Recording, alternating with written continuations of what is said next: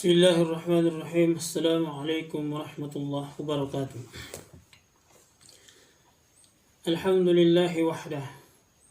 Wassalatu wassalamu ala man la nabiyya ba'dah. Ashhadu an la ilaha illallah wahdahu la syarika lah. Wa ashhadu anna Muhammadan abduhu wa rasuluh. La nabiyya ba'dah, amma ba'd. Alhamdulillah, kembali kita bersyukur memuji kebesaran Allah Subhanahu wa taala atas segala nikmat dan karunia yang dilimpahkan kepada kita semua, sehingga kembali kita melanjutkan kajian kita tentang keilmuan di dalam Islam atau tradisi keilmuan di dalam agama kita yang mulia, yakni ad-dinul Islam. Kita berselawat atas Rasulullah Muhammad sallallahu alaihi wasallam. Allahumma salli ala Muhammad wa ala ali Muhammad. Saudara-saudara sekalian yang insyaallah dimuliakan Allah Subhanahu wa taala. Pada kesempatan yang berbahagia ini kembali kita melanjutkan kajian kita. Dan pada sesi kali ini kita akan melanjutkan pembahasan kita tentang hal-hal yang berkenaan dengan epistemologi Islam, khususnya filsafat Islam dan tradisi keilmuan di dalam Islam. Bahwa dalam tradisi intelektual Islam kita akan menemukan beberapa istilah yang umum yang biasa dipakai oleh aktivis pemikiran Islam atau aktivitas pemikiran Islam, yang oleh sebahagian orang atau segelintir orang, tidak banyak tetapi ada yang fokus dan mendalami persoalan-persoalan ini, yang kemudian mereka menyebutnya dengan aktivitas filsafat Islam. Adapun yang dimaksud dengan tiga istilah itu secara umum adalah yang pertama apa yang disebut dengan al-hikmah, yakni sesuatu yang tampaknya sengaja dibuat atau diadakan agar terkesan bahwa ada aktivitas filsafat yang bukan sesuatu yang asing, akan tetapi dianggap sebagai sesuatu yang bermuara pada Al-Quran dan Al-Hadis.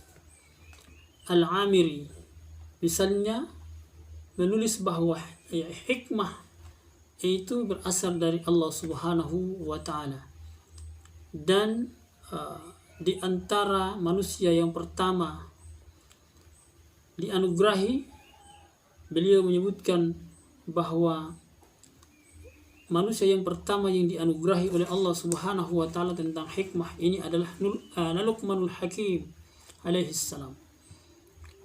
Disebutnya bahwa setelah itu ada ketujuh filsafat atau filosof yang berasal dari Yunani kuno, yang kemudian terkenal dalam berbicara tentang filsafat Islam atau hikmah ini, yang kemudian beliau sebut dengan al-hukama as-sab'ah, yang dia maksud adalah di antara yang sering dikenal di barat dengan nama Thales, kemudian Solon, yang ketiga adalah Pittacus, yang keempat adalah Bias, yang kelima adalah Cleobulus, berikutnya yang dia sebut dengan Mison, dan yang terakhir dari ketujuh filsuf Yunani kuno itu adalah Cilon. Demikian pula dengan Al-Kindi yang menerangkan bahwa falsafah itu ia bermakna adalah hub al-hikmah atau cinta kepada kearifan. Yang lain adalah Ibnu Sina menyatakan bahwa hikmah adalah kesempurnaan jiwa manusia tatkala berhasil menangkap makna segala sesuatu yang mampu menyatakan kebenaran. Dengan demikian pemikiran dan perbuatannya dapat dikatakan sebagai hikmah tentu sebatas kemampuan sebagai manusia, yang kemudian beliau menyebutnya dengan istikmalun nafs al-insaniyah bitasawur al-umur ya wa tasdiq bi al-haqa'iq an-nazariyah wal 'amaliyah ala qadri taqatul insan. Siapapun yang berhasil menggapai hikmah seperti ini, ya, Ibnu Sina mengatakan bahwa ia telah mendapatkan anugerah kebaikan dan berlimpah. Tentu sudah barang tentu bahwa tidak semua orang setuju dengan apa yang disebutkan oleh ketiga ilmuwan di dalam Islam tadi. Yang saya maksud adalah Al-Amiri, kemudian Al-Kindi dan Ibnu Sina. Di antara yang tidak sepakat dengan istilah-istilah atau pendapat yang disebutkan oleh ketiga ilmuwan tadi adalah Imam Al-Ghazali, termasuk di antara yang menentang apa yang mereka jelaskan ketiga ilmuwan tadi. Ya, menurut para Imam Al-Ghazali rahimahullah ta'ala, lafaz hikmah itu telah dibawa ke ranah yang menyimpang dari istilah hikmah yang sesungguhnya. Bila mengistilahkan dengan korupsi untuk kepentingan filosof. Karena kata hikmah menurut Imam Al-Ghazali adalah kata yang datang dari kitab suci Al-Quran, dan itu bukan berasal dari filsafat, ya, melainkan dia datang dari syariat Islam yang diturunkan oleh Allah Subhanahu wa ta'ala kepada para nabi dan rasulnya Subhanahu wa ta'ala. Itu istilah yang pertama yang kita kenal atau yang biasa digunakan dalam dalam epistemologi Islam secara khusus dalam filsafat Islam. Yang pertama adalah al-hikmah. Istilah yang kedua adalah istilah falsafah yang diserap dari kosakata Arab melalui terjemahan karya-karya Yunani kuno.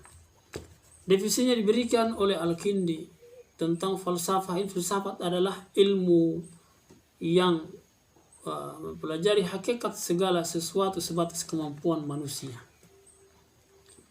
Beliau menyebutkan ada yang disebut dengan filsafat teoritis, yang mana dia adalah untuk mencari kebenaran, di mana beliau mengatakan bahwa manakala filsafat praktis mengarahkan pelakunya agar ikut kebenaran, maka berfilsafat itu adalah sungguh mengarahkan pelakunya untuk berperilaku sebagaimana perilaku Tuhan. Itu menurut Al-Kindi. Sehingga filsafat merupakan usaha manusia untuk mengenal dirinya, sebagaimana sifat-sifat yang dimiliki oleh Tuhan. Baik, tetapi sekelompok cendekiawan Muslim, sekelompok cendekiawan Islam, yang mereka kemudian menamakan dirinya dengan Ikhwan As-Safa, menambahkan istilah filsafat itu berangkat dari rasa ingin tahu, dan mereka mendapati puncaknya adalah berkata dan berbuat sesuai dengan apa yang Anda tahu. Mereka menyebutnya, Al-Ikhwan As-Safa menyebut falsafah itu dengan istilah al-falsafah awaluha mahabbatul ulum wa akhiruha al-qaul wal amal bima yuwafiqul ilm. Itu yang istilah kedua yang dalam aktivitas pemikiran Islam, yakni istilah falsafah. Adapun istilah yang kedua adalah ulum al-awail. Ulum al-awail yang artinya adalah ilmu-ilmu orang terdahulu, atau ilmu-ilmu zaman dahulu, yakni adalah ilmu yang berasal dari peradaban kuno pra-Islam, datang seperti berasal dari India, kemudian Persia, Yunani dan Romawi. Termasuk diantaranya adalah ilmu tentang mantik, tentang logika, matematika, astronomi, fisika, biologi, kedokteran dan sebagainya.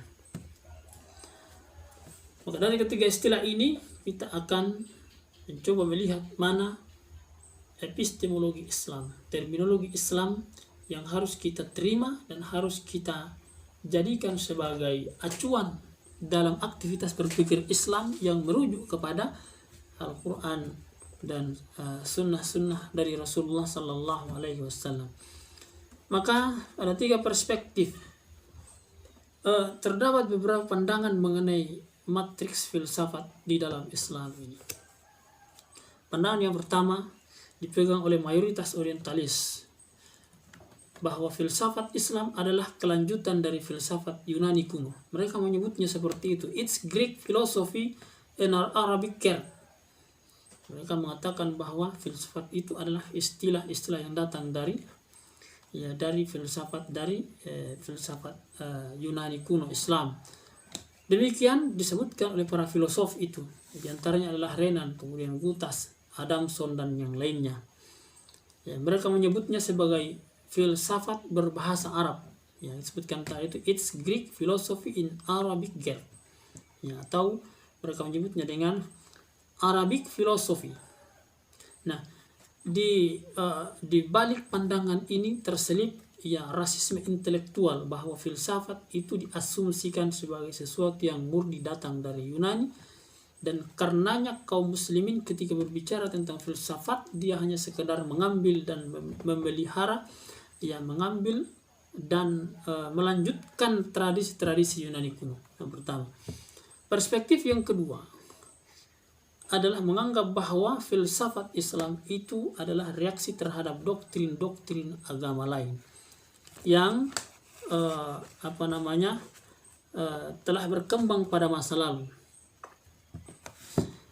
Mereka menganggap bahwa para pemikir Islam dituduh telah mencomot dan terpengaruh oleh tradisi-tradisi sebelumnya, yakni tradisi Yahudi dan tradisi Kristen. Dan pendapat ini disebutkan oleh para rahib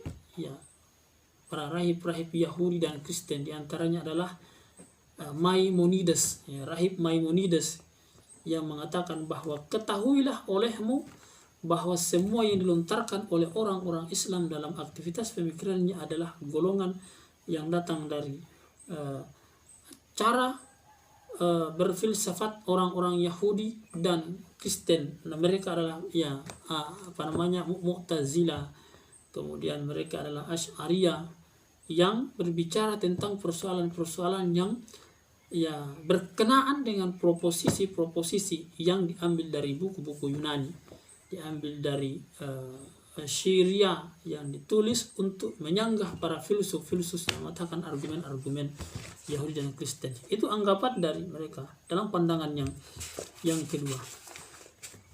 Kemudian pandangan yang ketiga, perspektif yang ketiga, bahwa perspektif revisionis yang memandang filsafat Islam itu lahir dari kegiatan intelektual selama berabad-abad semenjak kurun pertama Islam, semenjak Islam datang, sejak awal Islam datang.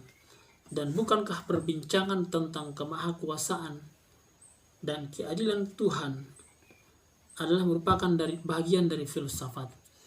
Bukankah perbincangan tentang hakikat kebebasan dan tanggung jawab adalah merupakan cikal bakal lahirnya filsafat Islam? Sehingga ini ditandai dengan munculnya kelompok-kelompok di dalam Islam. Ada disebut dengan Khawarij, Mu'tazilah, Syiah, dan lain-lain, yang melontarkan berbagai argumen yang dianggap rasional, yang kemudian mereka menganggap bahwa itu adalah filsafat Islam. Maka sejauh ini kita bisa melihat bahwa pandangan revisionis ini diwakili oleh kalangan atau kelompok-kelompok yang kita sebutkan tadi itu. Filsafat Islam, mereka menganggap bahwa itu bukan datang dari Yahudi, tetapi filsafat Islam mereka menganggap bahwa itu adalah datang dari Al-Kindi, kemudian Ibnu Rus, dan seterusnya. Sehingga produk dialektika unsur-unsur internal umat Islam itu sendiri adalah merupakan bangunan dari filsafat. Maka ini perlu kita pahami bahwa sungguh ada sesuatu yang harus kita cermati dengan sebaik-baiknya agar supaya kita tidak terjebak di dalam cara pandang seperti yang kita sebutkan tadi. Maka sekarang saya akan menjelaskan tentang bagaimana sebenarnya peristilahan filsafat di dalam Islam itu.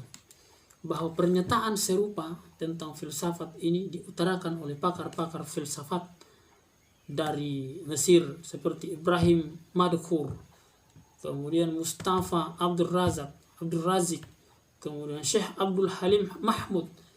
Yang mereka menyebut bahwa filsafat Islam itu berasal dari 4 keadaan. 4 keadaan. Yang pertama mereka menyebutkan bahwa filsafat itu dari sisi masalah-masalah yang dibahas. Kemudian yang kedua mereka membahas tentang filsafat dari aspek konteks sosio-kulturalnya. Kemudian berikutnya mereka membahas tentang filsafat dari sudut faktor-faktor pemicu serta tujuan-tujuannya. Dan yang keempat mereka membahas tentang filsafat dari kenyataan bahwa para pelakunya hidup di bawah naungan kekuasaan Islam pada saat itu. Nah, memang saudara-saudara sekalian, jika ditelusuri dan diteliti karya-karya para filsuf muslim ini, maka kita akan mendapati bahwa mereka tidak semata-mata mengikut atau mengekor, membeo atau tidak sekedar mereproduksi apa yang mereka pelajari dari ahli pikir Yunani kuno atau yang berasal dari Yahudi Kristen, tetapi mereka benar-benar mengkaji secara bulat tentang aktivitas berpikir, tradisi pemikiran intelektual Islam secara kritis terhadap fenomena kefilsafatan yang ada. Maka para pemikir muslim semisal Al-Baghdadi, Ar-Razi, di dalamnya juga ada Ibn Sina. Mereka mengupas dan mengurai, melakukan analisa dan elaborasi, menjelaskan tentang banyak hal yang berkenaan dengan aktivitas berpikir di dalam Islam. Bahkan mereka melontarkan kritik, kemudian memodifikasi dan menyaring, mengukuhkan, menambah kokoh tradisi keilmuan di dalam Islam. Dan mereka memberikan solusi penawar-penawar yang baru terhadap persoalan-persoalan perennial dalam filsafat Islam. Sehingga selain berhasil menelurkan sintesis cemerlang dan membangun sistem pemikiran di dalam Islam, maka para filsuf muslim ini juga berhasil mengakomodasi hasanah keilmuan Yunani kuno dalam rangka mengarahkan cara pandang Yunani kuno kepada cara pandang atau worldview Islam. Dengan kata lain, bahwa mereka berusaha untuk agar supaya filsafat ini dibawa ke ranah-ranah yang tidak bertentangan dengan Al-Quran dan dan sunnah-sunnah Rasulullah Sallallahu Alaihi Wasallam, atau dengan kata lain mereka berusaha untuk mengislamisasi filsafat. Karena itu dalam konteks filsafat Islam kendati termasuk bagian dari tradisi intelektual kuno, tetapi dikonstruk menjadi tradisi intelektual Islam, dan tidak sedikit yang antipati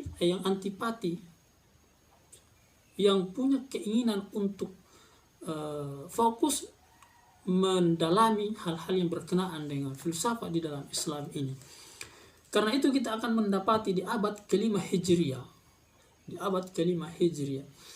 Imam Al-Ghazali melepaskan pukulan keras terhadap filsafat dalam karyanya Tahafut al-Falasifah, di mana beliau menganggap kufur 3 doktrin filsafat, sehingga beliau mengatakan bahwa man tamantaqa faqad fazandak. Yang pertama beliau mengatakan bahwa keyakinan filsuf bahwa alam ini kekal, adalah merupakan sesuatu yang harus dikritik dan direkonstruksi kembali. Yang kedua, pernyataan mereka bahwa Tuhan tidak mengetahui perkara-perkara detail.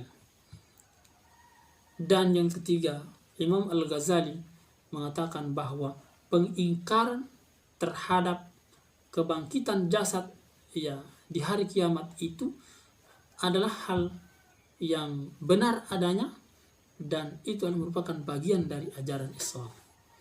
Maka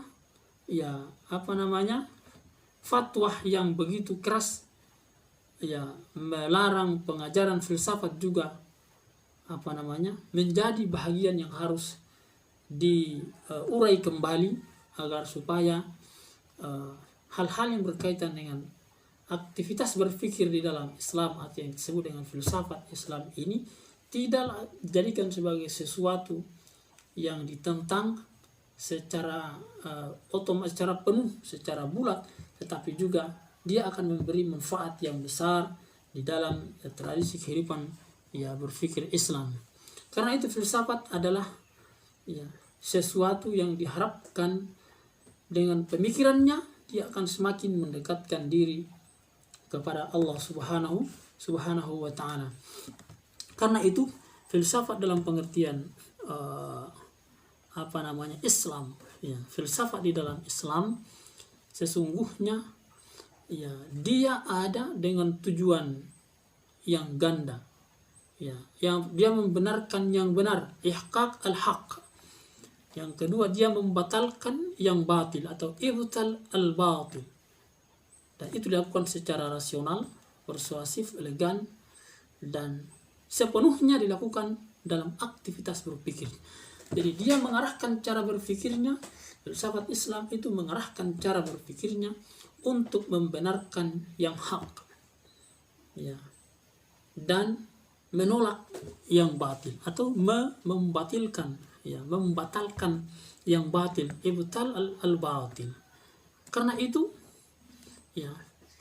ini adalah sesuatu yang penting, dan itulah yang disebutkan oleh Imam Al-Ghazali, bahwa itulah yang mendorong Nabi Ibrahim alaihi salatu wassalam bertanya tentang bagaimana Allah menghidupkan orang yang mati. Walaupun tentu dalam diskusi, dalam dialognya dengan Allah Subhanahu wa ta'ala pada saat itu, bahwa Allah, apakah engkau belum percaya? Lalu kemudian Nabi Ibrahim menjawab bahwa aku percaya, akan tetapi aku bertanya supaya hatiku tentram, membenarkan yang benar, menguatkan yang benar, dan berusaha untuk bagaimana agar supaya menolak atau membatalkan yang batil. Oleh karena itu filsafat di dalam Islam diasumsikan sebagai aktivitas berpikir, kegiatan berpikir, tradisi berpikir untuk mengarahkan pemiliknya, untuk mengarahkan orangnya, untuk mengarahkan pelakunya agar supaya menerima yang hak atau membenarkan yang hak, mengokohkan yang hak, dan menolak yang batil atau membatalkan yang bertentangan dengan ajaran agama Allah Subhanahu wa ta'ala. Karena itu ini mesti disinkronkan, di mana orang-orang barat menyatakan bahwa filsafat itu adalah kegiatan berpikir untuk mencari solusi-solusi dari semua persoalan-persoalan yang ada sampai ke akar-akarnya. Maka sungguh filsafat di dalam Islam disebutkan oleh para sarjana-sarjana Islam atau para ilmuwan-ilmuwan Islam, para filosof-filosof Islam, mereka menyebutkan bahwa filsafat Islam adalah merupakan aktivitas berpikir yang mengarahkan pemikirnya, yang mengarahkan pelakunya, yang mengarahkan manusia agar supaya senantiasa mendekatkan dirinya kepada Allah Subhanahu wa ta'ala, agar supaya membatalkan yang salah, menentang yang salah, memberi kritik terhadap kesalahan-kesalahan berpikir di dalam Islam, dan melakukan pengakuan-pengakuan, melakukan penerimaan dengan akal yang sehat, dengan rasional terhadap yang datang dari Allah Subhanahu wa ta'ala, terhadap yang datang dari Rasulullah sallallahu alaihi wasallam. Dan itulah yang dimaksudkan dengan ulul albab di dalam Al-Quran. Itulah yang dimaksudkan dengan orang-orang yang beriman di dalam Al-Quran, dengan orang-orang yang berakal di dalam Al-Quran, dengan orang-orang yang diberikan ilmu untuk berfikir terhadap fenomena dan kejadian-kejadian alam ini. Bagaimana filsafat membahas tentang proses kejadian manusia berdasarkan pandangan Allah Subhanahu wa taala, bukan berdasarkan pandangan barat. Di antaranya misalnya setelah Darwin mengatakan bahwa manusia berasal dari kera, sungguh di dalam Islam menjelaskan tentang proses kejadian manusia itu di dalam Al-Quran surah Al-Mu'minun ayat 12 sampai 14. Ya, agama dengan pemikiran yang rasional menjelaskan tentang proses kejadian manusia itu. Maka demikianlah di dalam berfilsafat berbicara tentang filsafat di dalam Islam. Oleh karena itu filsafat tidak mesti ditolak secara mentah-mentah. Tetapi bagaimana agar supaya kita arahkan filsafat ini sebagaimana disebutkan oleh Imam Al-Ghazali untuk senantiasa berada dalam lingkaran pemikiran Al-Quran, berada dalam lingkaran pemikiran Al-Hadis yang tidak bertentangan dengan ayat-ayat Allah dan perkataan-perkataan dari Rasulullah SAW. Sehingga dengannya kita harapkan atau diharapkan oleh para filsuf Islam ini akan membentuk apa yang disebut dengan Islamic worldview. Ru'yatul Islam lil wujud, akan membentuk cara pandang yang Islami, sehingga semua aspek kehidupan itu dilihat dari sudut pandang Islami, dilihat dari sudut pandang Al-Quran, dilihat dari sudut pandang hadis, sehingga semua fenomena keadaan di alam ini itu dapat diislamisasi, termasuk ilmu pengetahuan. Nanti kita akan berbicara tentang bagaimana mengislamkan ilmu pengetahuan atau islamisasi sains, islamisasi filsafat, islamisasi semua bentuk kehidupan yang ada. Baik saudara-saudara sekalian, itulah pembahasan tentang filsafat dari sudut pandang para filsuf, baik itu para filsuf yang hanya mengedepankan akalnya saja, demikian termasuk dan para filsuf yang mengelaborasi, menyesuaikan, mensinergiskan antara aktivitas berpikir dengan dalil-dalil yang ada di dalam Al-Quran dan sunnah-sunnah Rasulullah SAW.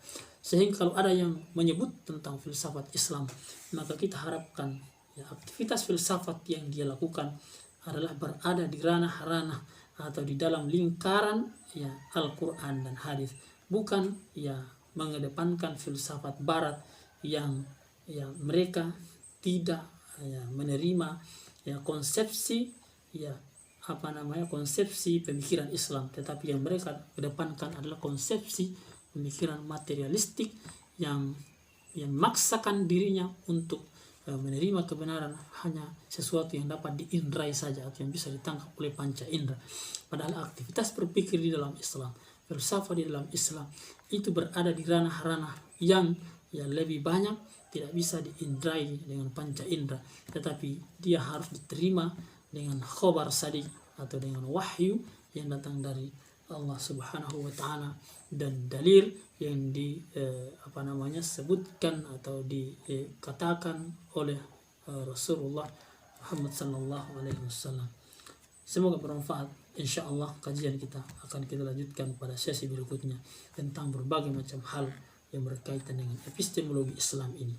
Syukran jazilan wa jazakumullahu khairan. Semoga cara pandang yang dikemukakan oleh para filsuf Islam ini dapat mengantar kita untuk tidak menolak secara mentah-mentah aktivitas filsafat yang diarahkan untuk membenarkan yang benar dan menolak yang batil.